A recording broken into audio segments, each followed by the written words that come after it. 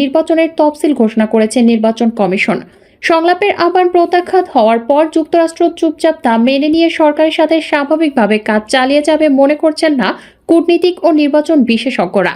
তাদের মতে ভিসা নীতির প্রয়োগ সহ অন্যান্য নিষেধাজ্ঞা দিয়ে হার্ডলাইনে যেতে পারে যুক্তরাষ্ট্র। এতে বাংলাদেশের অর্থনীতি সাধারণ মানুষ আরও বিপাকে পড়তে পারে। ন্যাশনাল ডেমোক্রেটিক ইনস্টিটিউট ও ইন্টারন্যাশনাল রিপাবলিকান ইনস্টিটিউটের সমন্বয়ে গঠিত যুক্তরাষ্ট্রের প্রাক নির্বাচনী পর্যবেক্ষক দল বাংলাদেশ সফর করেছিল। 5 দিনের মিশন শেষে বিশ্বাসযোগ্য, অংশগ্রহণমূলক ও সহিংসতা মুক্ত নির্বাচন নিশ্চিত করার লক্ষ্যে তারা বাংলাদেশের রাজনৈতিক দলগুলোকে অর্থবহ সংলাপে বসতে বলেছিল।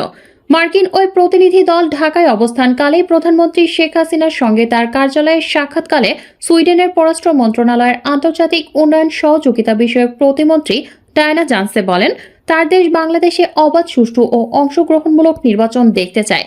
এক যৌথ বিবৃতিতে ঢাকাস্থ অস্ট্রেলিয়া, কানাডা, জাপান, দক্ষিণ কোরিয়া, নরওয়ে, যুক্তরাজ্য এবং যুক্তরাষ্ট্র দূতাবাস সংশ্লিষ্ট সব পক্ষকে সংযম প্রদর্শন, সহিংসতা পরিহার এবং অংশগ্রহণমূলক, শান্তিপূর্ণ, অবাধ ও সুষ্ঠু নির্বাচনের পরিবেশ সৃষ্টির জন্য একসঙ্গে কাজ করার আহ্বান জানিয়েছিল।